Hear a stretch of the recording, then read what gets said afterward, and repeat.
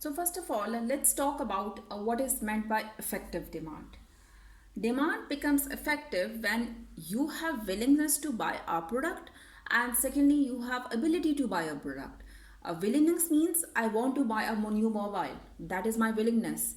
But do I have enough money to buy that mobile? That is my affordability. So these two things should be there when you want some demand to be effective. Otherwise it will not be an effective demand. It doesn't matter whatever you want to buy. Whenever you have money to buy that, then it becomes the effective demand. Now, what is meant by law of demand? Law of demand means we talk about the relationship between price and quantity demanded. And as the graph shows, the negative slope, that there is an inverse relationship between price and quantity demanded. So whenever price goes down, there is increase in quantity demanded. And whenever price goes up, there will be decrease in quantity demanded. So if we are going from Q1 to Q3, which means from B to A on this curve, it means there's a contraction in demand. And when we are going from Q1 to Q2, that means from B to C, this means there is an expansion of demand. Then there is one term, that is ceteris paribus. What does it mean? That this law of demand would hold true if we are keeping few things constant. Now, what are those few things? For instance, there should not be any change in the economic environment, there should not be any change in the income of the consumers, and there will be so many other things. We are keeping all other things same, constant, and then we are talking about this relationship which is between price and quantity demanded. And if there is any change in those variables which we are taking constant, then this law would not hold true. Now there's a very important question that might come in your mind, that why this demand curve is downward sloping, why it is not upward sloping, what is the reason behind, what is the rationale for this. Now price effect has two effects, that is income effect and substitution effect, which means when prices go down, there'll be increase in quantity demanded because this product is cheaper, which means the income is able to purchase more goods and services. Our purchasing power has increased. That's why we are able to buy more of this product. This is one effect, that is income effect, which is working for this law of demand. The other effect is substitution effect. When price goes down, it means we can substitute this cheaper product in place of something which is expensive. So this is called substitution effect. So we leave something which is expensive and we buy more of this cheaper product. That is called substitution effect. So because of these two effects, we have this price effect, which is that when price goes down, there is increase in the quantity demanded. Now let's talk about the shifting of the demand curve. When I'm saying shifting, it means at the same price, either demand is increasing outwards, that is shifting from D1 to D2, or maybe it is shifting inwards, which means D1 to D3. So when it is shifting towards D3, it means demand is decreasing, and when it is shifting outwards, it means demand is increasing, but the price stays the same. So let's see what factors would cause this shifting outwards or inwards. So let's talk about the first factor, that is prices of competitors' goods. For instance, this diagram shows the market for the mobile A. There will be many other competing brands in the market available.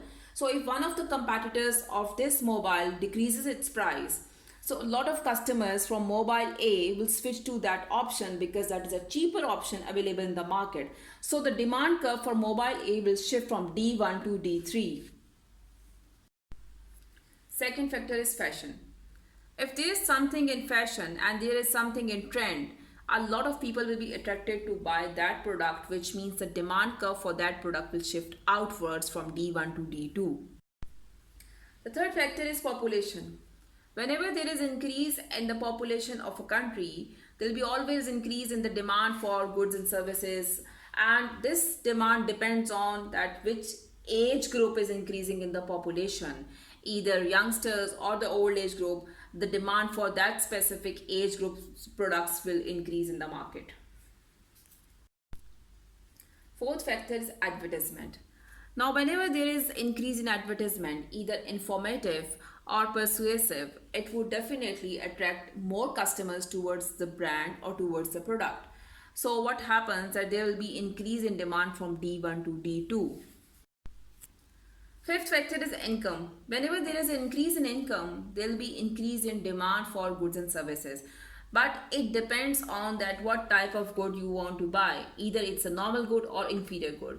If it's a normal good, then definitely increase in income. For example, car, mobile, computers, these are types of products.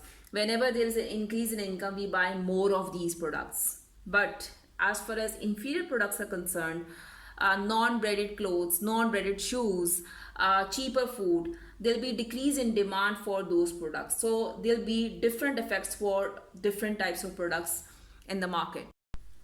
Interest rate. Now, interest rate is what is charged by the banks to issue loans, or when people are borrowing money, they have to pay interest rate on that. So, whenever there is a decrease in interest rate, there will be more demand for goods and services because people will have more affordability. They can take loans, they can borrow money, and they can buy different goods and services, or they can buy on lease. So, they have to see the interest rate for that. Prices of complementary goods. What are complementary goods? The goods which those are necessary for each other. For example, petrol and car. If I need to drive a car, then I need petrol for that. So when there'll be increase in the prices of cars in the market, so there'll be less people those will be able to buy cars, so there'll be less consumption of petrol, and so the demand curve for the petrol will shift backwards, which means from D1 to D3. So this is how price of one good will affect the demand for the other good, which is a complementary good in this case. Lastly, seasonal factors. Now, what does it mean when there'll be cold weather? It means there'll be more demand for coffee, tea, warm clothes. And when there'll be hot weather, there'll be more demand for the cold drinks, for the ice cream. So it means these factors, maybe the prices are same, there is no change in prices, but there'll be increase or decrease in demand depending on these seasonal factors. I hope at the end of this video you are clear about these concepts, and in the next video I'll talk about the supply curve. Thank you for watching the video.